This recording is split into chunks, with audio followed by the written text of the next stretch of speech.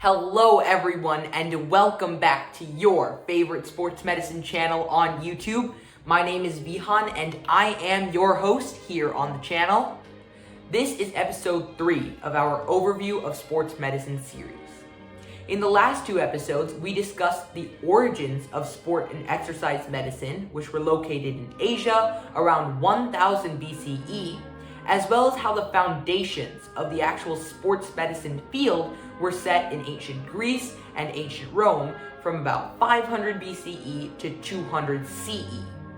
If you haven't already checked out the previous 2 episodes of this series, I highly recommend doing so because it'll give you a much more comprehensive understanding of the early history of sports medicine, and it'll also likely help you to understand the content of this episode a lot better. Today, we're going to delve into the next step of the evolution of sports medicine directly following the Roman era, and it's pretty interesting. So without further ado, let's hop right into it. Let me begin by telling you that after the mid-Roman era, sports medicine died for more than 800 years. Sports medicine died for more than 800 years. Now, why was this? Well, after Galen, a renowned Roman physician who lived around 200 CE and contributed greatly to the sports medicine field, there wasn't really much research allocated to sports medicine throughout the rest of the Roman era.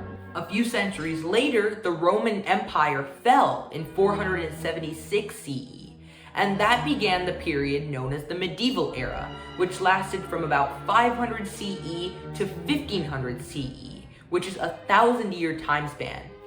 The fall of the Roman Empire created an enormous power vacuum within Europe, whose central force had been Rome since they controlled much of the continent.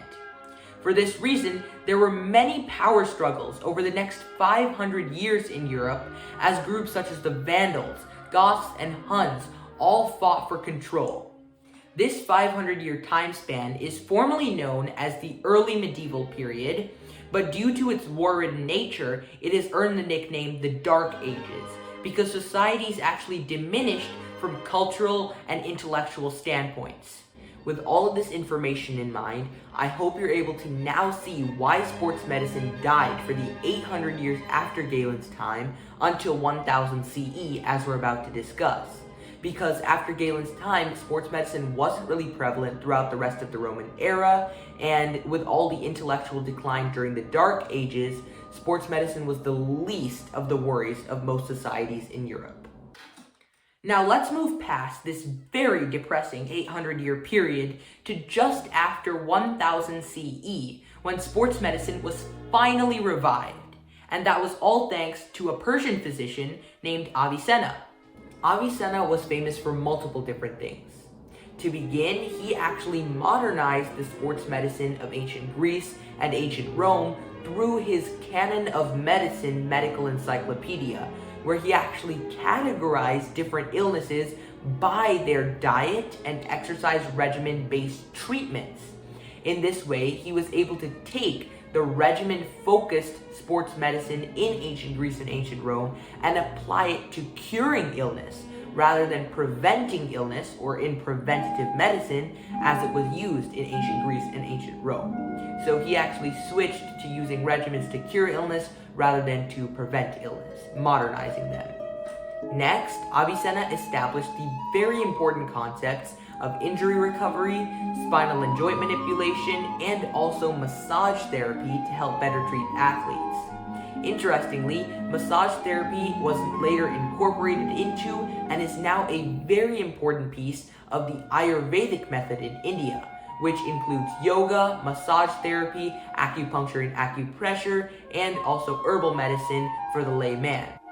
Lastly, Avicenna was one of the first scientists to look into the cardiac effects of sports and exercise, and aside from sports medicine, he actually greatly researched the concepts of atherosclerosis and cardiac disease prevention. Atherosclerosis is the condition in which arteries in the body are clogged by the buildup of plaque, and plaque is made up of LDL or bad cholesterol. Atherosclerosis usually directly leads to high blood pressure, which is a huge risk factor for a heart attack. Avicenna also developed the concept of pulsology, or the examination of the pulse, to reach a diagnosis.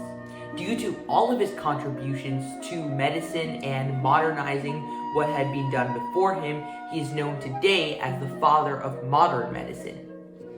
Now, let's fast forward a couple centuries past Avicenna in 1000 CE to 1300 CE, at the beginning of the Renaissance, where Galen's theories and his research were revived. On Hygiene, which is Galen's most famous literary work that describes Galen's principles of sports medicine in a way to be understood by the layman, was used extensively during the Renaissance by scientists in their studies. Scientists mostly focused on Galen's non-naturals theory to write a variety of books associated with sports medicine. In a nutshell, Galen's non-naturals theory refers to the non-naturals as being the aspects of health that we have control over. If those aspects are correctly moderated, then it'll promote our physiology and would also promote our well-being and also our performance. And this theory was directed mostly towards athletes and towards athletic regimens to control the non-naturals to promote athletic performance. Anyway, as we were discussing, there were many books written during the Renaissance that were based off of Galen's non-naturals theory. Some classic examples include The Castle of Health by Thomas Eliot, Cristobal Mendez's Book of Bodily Exercise, and Bernard Christoph Faust's Catechism of Health. These books really helped to expand the concepts of sports medicine so that they were accessible and comprehensible to people of all ages and all social classes. And this was really a major theme of the Renaissance overall. As you can see from everything we've discussed, the Renaissance was a time of enormous growth for the field of sports medicine. Now, let's quickly summarize everything we've discussed today. We started out by discussing how sports medicine died for the 800 years after Galen's time, around 200 CE.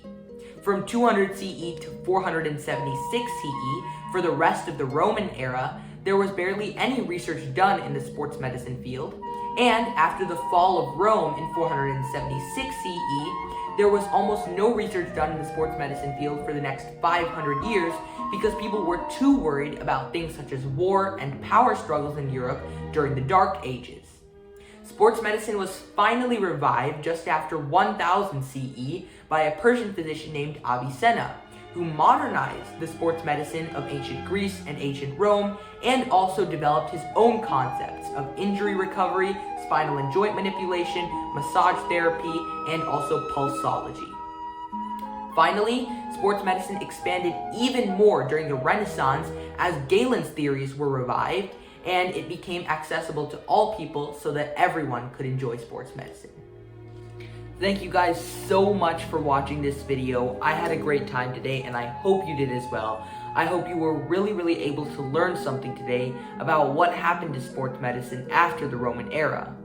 Don't forget to check out the next episode, episode 4 of this overview of sports medicine series, where we'll talk about how sports medicine died again for the next couple centuries after the Renaissance, and how it was finally revived again in the 1800s. We'll also talk about how sports medicine grew exponentially through the 1800s and 1900s, and all of the interesting events that unfolded during those 2 centuries. So if you want to learn more about sports medicine, go check out that video, because it is probably going to be the most interesting one yet. Lastly, if you did enjoy this video, or if you were able to learn something from it, please hit the subscribe button and like the video.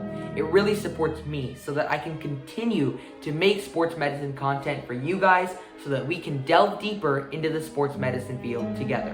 This is Vihaan signing off. Have a great rest of your day.